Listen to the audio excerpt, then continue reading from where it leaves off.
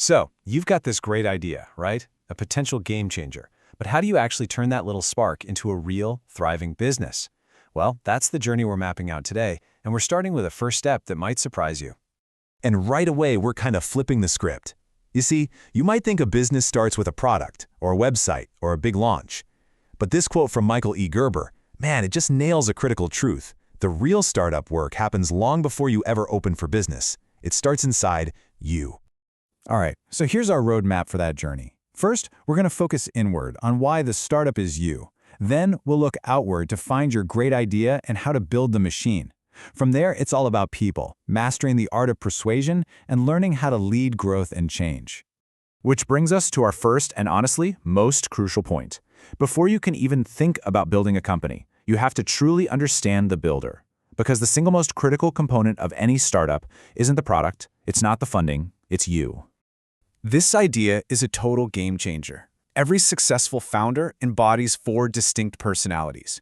You've got to be the dreamer with that grand vision, the thinker who maps out the nitty-gritty plan, the storyteller who gets everyone else excited about that vision, and the leader who actually guides the team to make it happen. The real challenge and the key to success is knowing which one of those to be and when.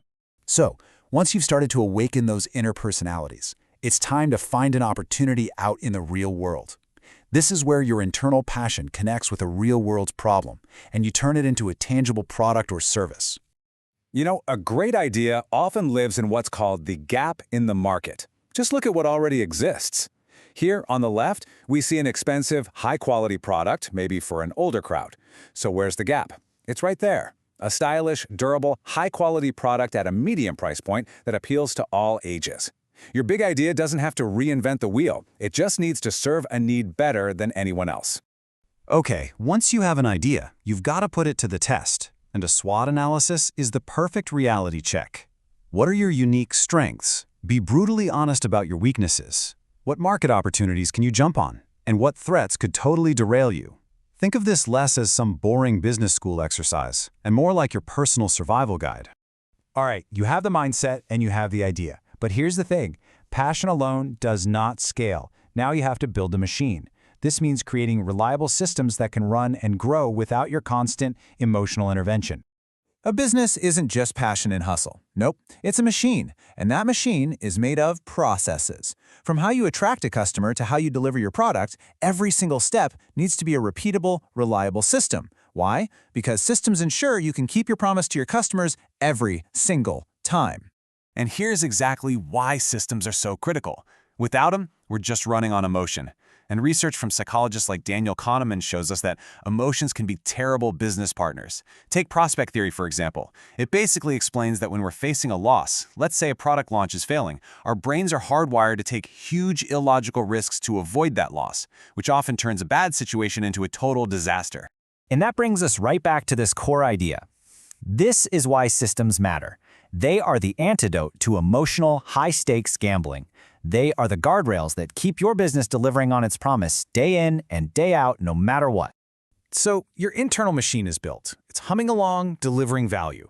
But a perfect machine is totally useless if no one uses it, right? Now you have to face the outside world and answer the ultimate question.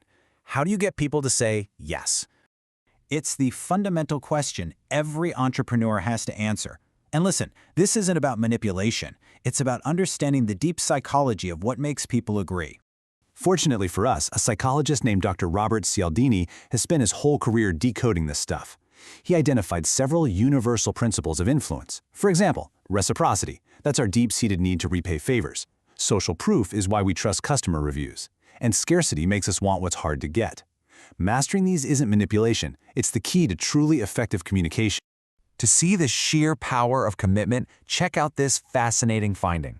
A person's confidence in their horse winning skyrockets the instant after they've placed the bet. The horse hasn't changed, the odds haven't changed, but their commitment has.